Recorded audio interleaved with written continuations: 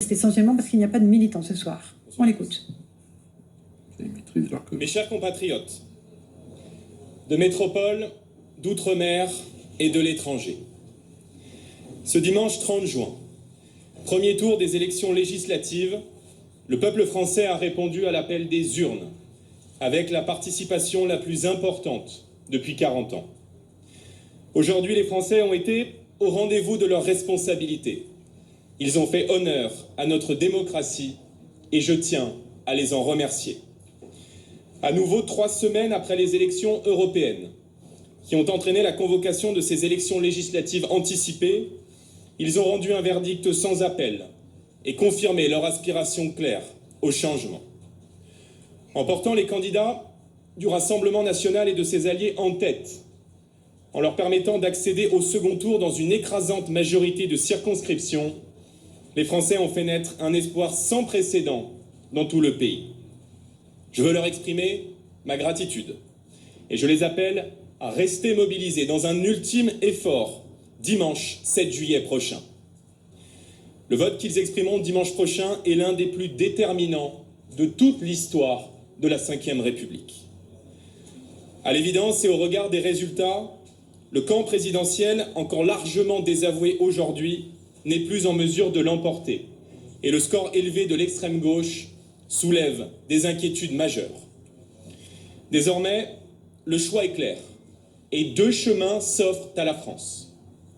D'un côté, l'alliance du pire, celle du nouveau Front populaire rassemblé derrière Jean-Luc Mélenchon, qui conduirait le pays au désordre, à l'insurrection et à la ruine de notre économie.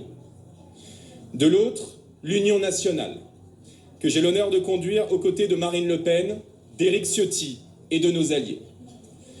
Cette alliance inédite, motivée par l'intérêt national, est désormais l'unique rempart républicain et patriote qui peut faire gagner la France, protéger nos institutions, rétablir la sécurité, décréter la paix fiscale et défendre le travail.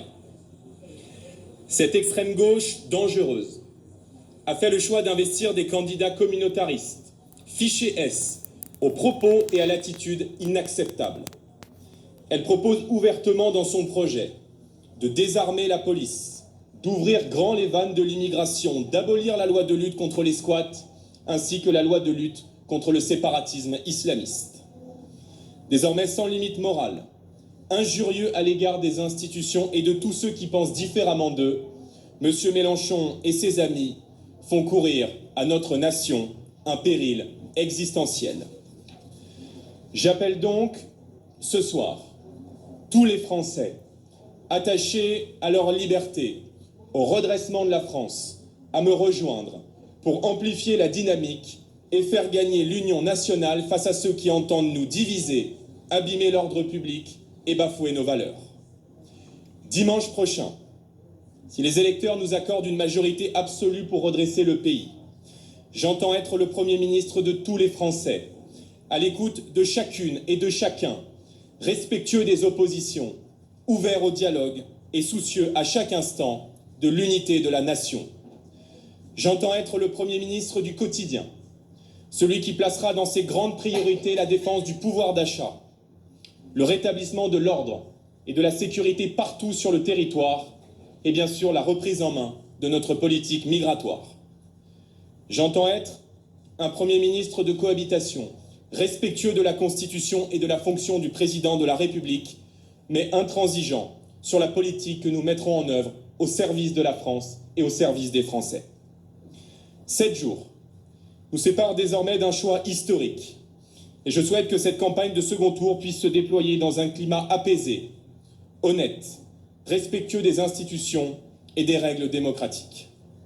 À toutes les Françaises, à tous les Français, je veux dire que je serai toujours le garant de vos droits, de vos libertés et de notre devise républicaine, celle qui unit tout le peuple de France dans une même promesse: liberté, égalité, fraternité.